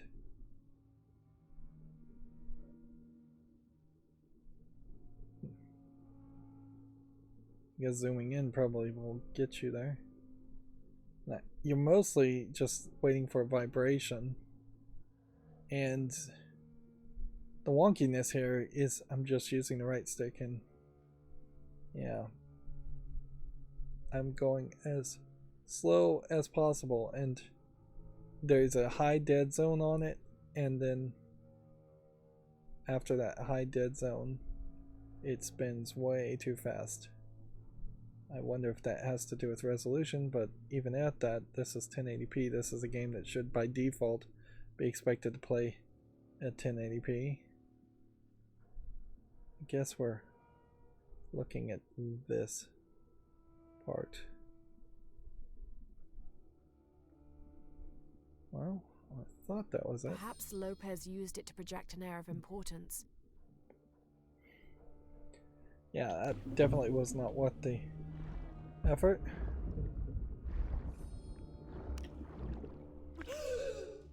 There's the oxygen hole.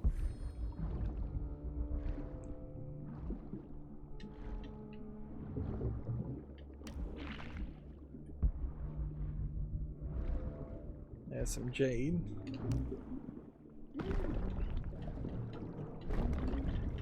We just know things are too expensive, so any vein of jade is absolutely unmissable.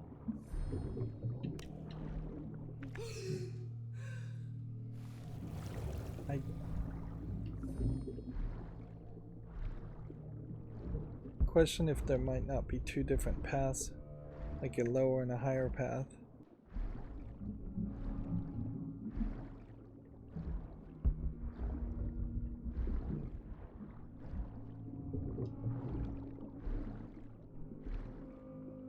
Some gold cross and cannons. We really don't have a map here. I can put that document. That might point me in a general direction as to where to go.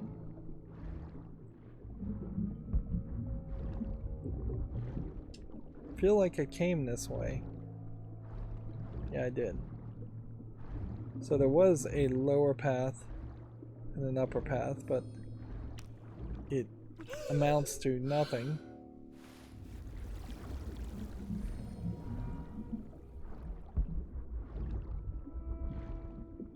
We've got a left and a right path now.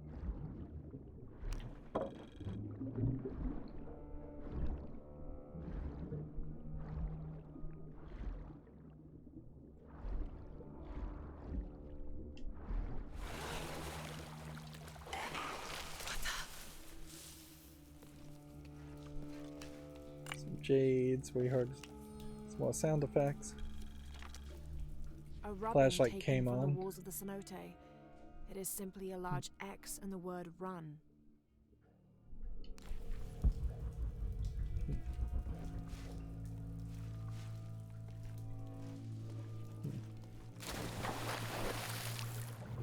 Yeah, that's not very informative.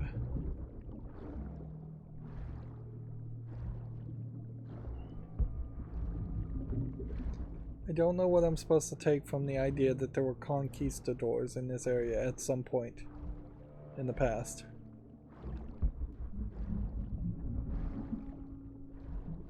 Weirdly, it does kind of seem like the longer this drags out as a game, the less likely my theory of us actually going back in time actually plays out. Which, yeah, definitely feels like you could not have that happen, or you could have it happen as like a final cutscene. I don't know now that we've played this much if it really makes a lot of sense to have a past version of all these land masses. It might make sense to only time travel in the Hidden City, and even that only makes sense because the story is hinting towards it. We're at 42% complete already. Here we can see there's a booby trap, which I would have liked to think that I would have seen that anyways. Do I get any experience for disabling that trap? All full up. Can't Nope. carry any more. I do not. That's weird. Definitely feels like I should get 5 XP or something. Up there.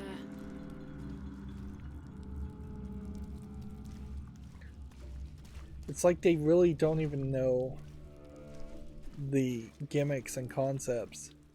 The developers of this game apparently don't know the gimmicks and concepts around handing out insignificantly small amounts of XP as a way of rewarding the player and just giving them that dopamine hit. It definitely seems like there's something over there. I don't know how to get there though.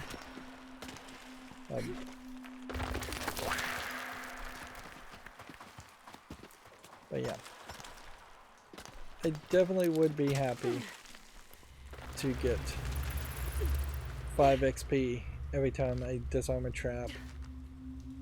Perhaps a little bit of XP in general when you make a jump. You're getting 15 XP every time you pick up those things, but then you're getting no XP at all when you collect natural resources. And we've got the flashlight on, and yet I am pure black silhouette. Yeah, no amount of adjusting the brightness is going to work for that. And I think that's probably an example of where ray tracing really starts to fall apart, is when you have absolutely no sun in an area. And I would suspect the flashlight here is not reflecting its rays of light much at all. A lot of times the way it's programmed, to my understanding, is that you'll have a ray of light coming out of something, a source like a flashlight. It'll hit one surface and scatter off that surface back so that the camera, the game, can see it. But it will way quicker degrade and not scatter off of a third or fourth source.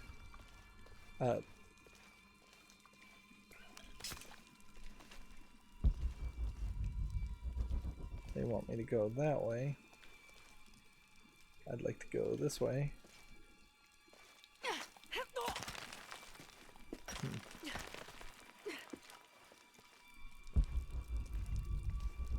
And to my understanding, the reason why that is... Okay, so we still need the shotgun.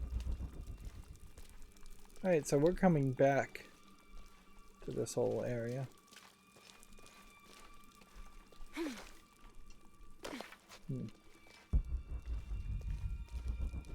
I could definitely see fighting these enemies that they're teasing with a shotgun would be helpful.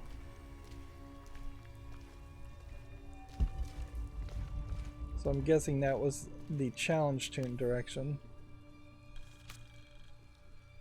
1st of December, 1603. But if we get a shotgun, hunting is going to get very weird at that point. In a small alcove. Lopez has spent the evening staring into the flames, utterly ensorcelled, his dinner untouched. Twice I attempted a conversation, but his silence rebuffed me each time. He is utterly focused on this artifact. If I were a more superstitious man, I would wonder if the artifact is speaking to him directly. The soldiers keep to themselves as well. They seem anxious for battle. One of their dogs stared at me all evening, as though I were to be his next meal. Yeah. It might become a case that the shotgun is only useful... Interesting. This might be a path that opens up on that side. We'll see if we can burn that through. Nope.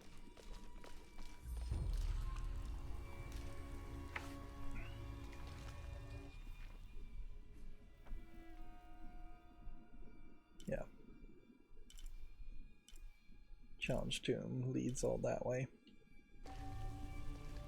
Yeah, it could be a case that the shotgun only hits enemies that are 4 or 5 feet in front of you, and so trying to hunt an animal with it may prove to be impossible. And like a bird gun that shoots out a bunch of pellets is, or a scatter shotgun. Just a noise. Would be slightly different setups. We're increasingly getting these awkward angled jumps. But then you are also seeing a lot of just the same old, same old. It definitely feels like about half of these climbing sections could be removed and you wouldn't feel like you were missing too much. I guess this is supposed to be a spooky section. But if it was supposed to be a spooky section, and it was supposed to go on the idea of what the heck is that noise, then you couldn't have hinted and shown us what the little pygmy creatures were to begin with. Like, they hinted this 4 or 5 hours ago in my game time, but if I was rushing through the whole experience, I could have seen them only a couple hours ago, maybe an hour or two. And then it doesn't even really matter because here we have Trinity people in the military gear again, which I'd like an explanation as to why are some Trinity people allowed in the military gear, and then why are some Trinity people wearing the golden armor gear. I guess maybe the Hidden City people that were guards or being converted to Trinity people. I guess I'm going up here. I guess this way.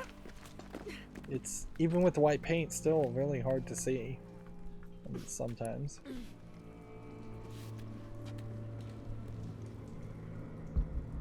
Well, that's a trap if I ever expected one.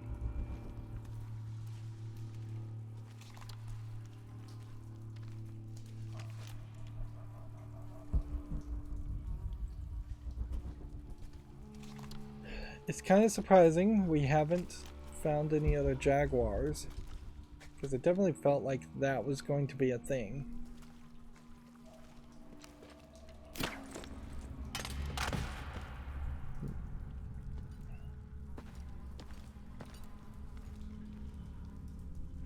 So we cut down the guy and we get the shotgun, which then gives us the option to potentially go back and do the challenge tomb.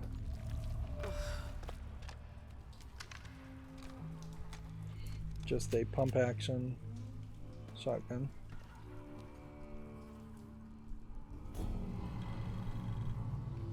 New gear acquired.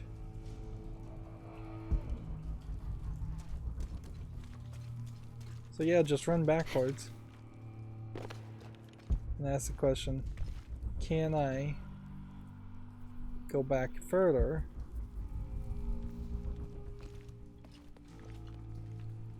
I don't think I can, because I kind of feel like I climbed up here and then I swung and jumped and repelled.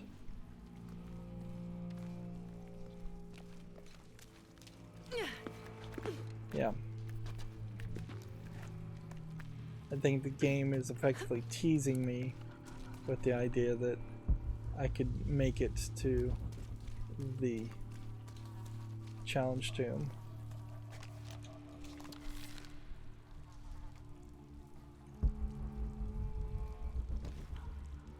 Yeah. If anything, I'll just have to fast travel. Alright, let's do a boss fight. We really haven't had enough of these.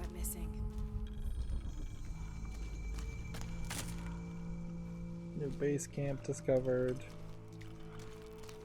Seems like the game may let you potentially upgrade your shotgun quite a bit. So we got the Bishop 600, we could upgrade that 3 times. Damage, now sometimes in shotguns, the higher the accuracy, the less desirable the outcome, because a lot of people want a more spray and pray type of firing.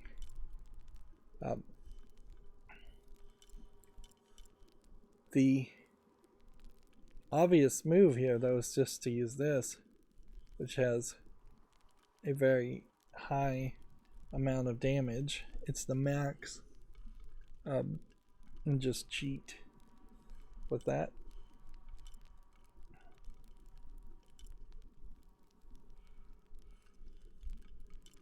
Let's go ahead and see what upgrading, if we were to have to play this legitimately, would look like.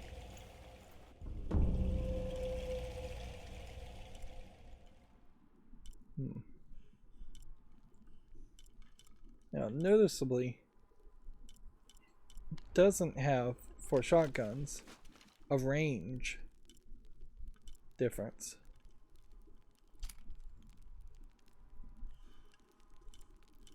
So you can't increase the range.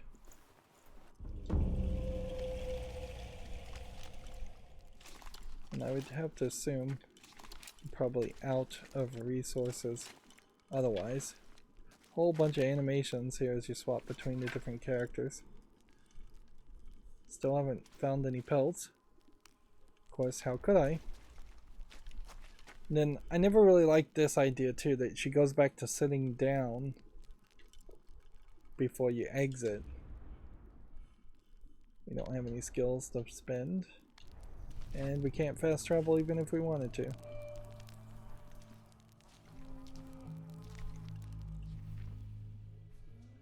It seems to me, though, we're not going to get a boss fight, unfortunately. It seems like there really aren't that many in the game.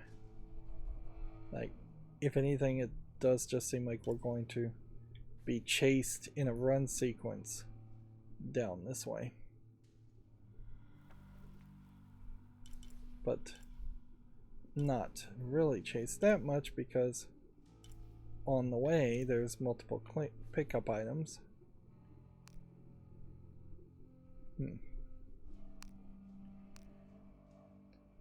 We are, I guess, not collecting too many mules today either.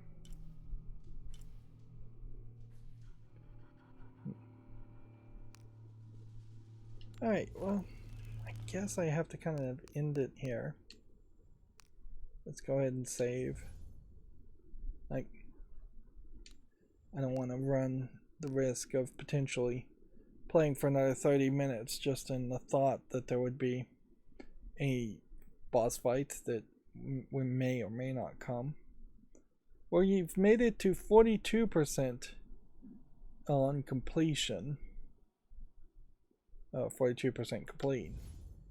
So I guess as far as collectibles go, we're halfway through the game. Storyline wise, feels like we're working towards the ending of a second act and the beginning of a third act of probably a 3-act play. Yeah, what I assume is going to happen with the story is that the queen is going to be taken to be potentially sacrificed, and we're going to have to go save the queen.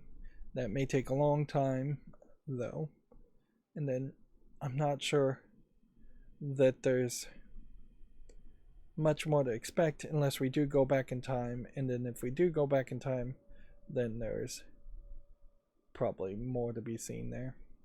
I suppose it is worth mentioning that there was a fairly nice city in Tomb Raider 2, I believe, where you were also walking around. So this gimmick of the hidden city, maybe it's slightly bigger than in the one in Tomb Raider 2, but it's not anything we haven't seen before. And yeah, despite it being big, the only thing you can really do around it is find collectibles and talk to people. Anyways, that's going to be it for this recording. As always, I ask you to like, share, subscribe, comment, and watch every second of my videos.